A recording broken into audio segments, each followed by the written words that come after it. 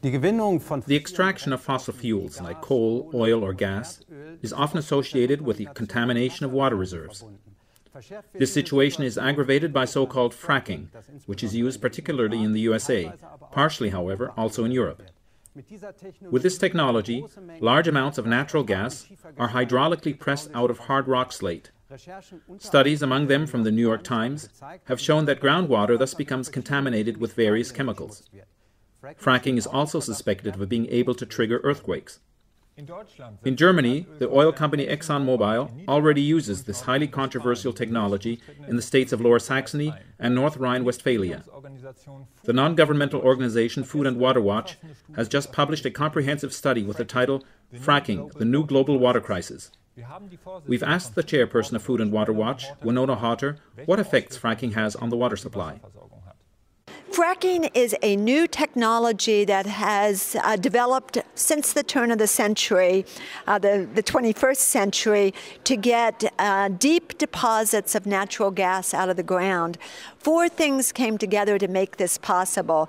The industry developed a way not to just go very, very deep, a mile into the ground, or 2.5 to 3 kilometers into the ground, but they now can go deep and then they can go horizontally the same distance. They go deep into the shale deposits that are very, very hard, and before there was no way to drill into these deposits. They then use chemicals that are not disclosed to the public. We know of 750 different chemicals that have been identified: benzene, toluene, lead, very carcinogenic chemicals. They're then added to large amounts of water. It takes more than a factor of 100 in the amount of water, along with these chemicals, and then sand that's sent deep into the ground using very high pressure to release the gas.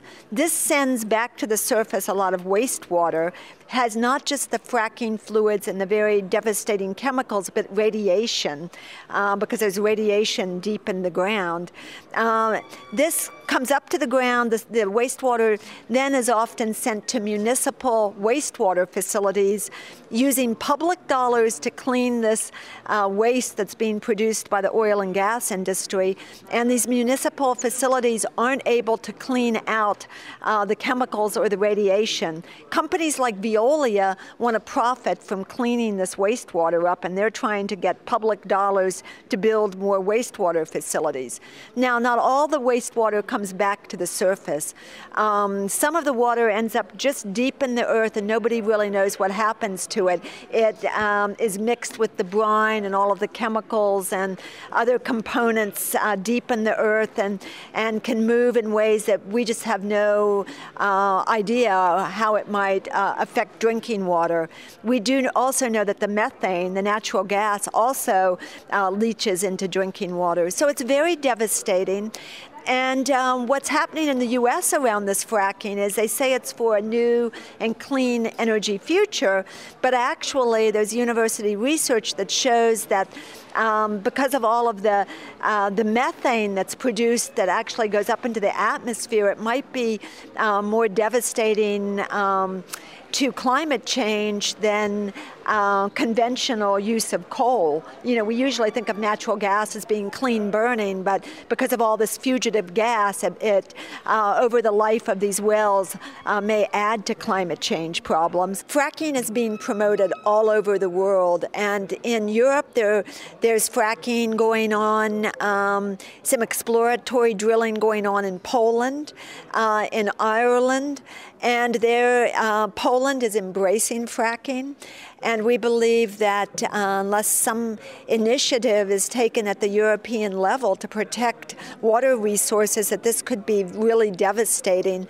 We were told in our Brussels office, I spent a day, or actually a week, going around and talking to MPs at the Parliament about this, and they're looking to the U.S. environmental protection agencies study on fracking. Of course, we're worried about what the EPA will come out with, because we know in the U.S. there's so much industry pressure on regulatory agencies, and they often don't come out with the best information.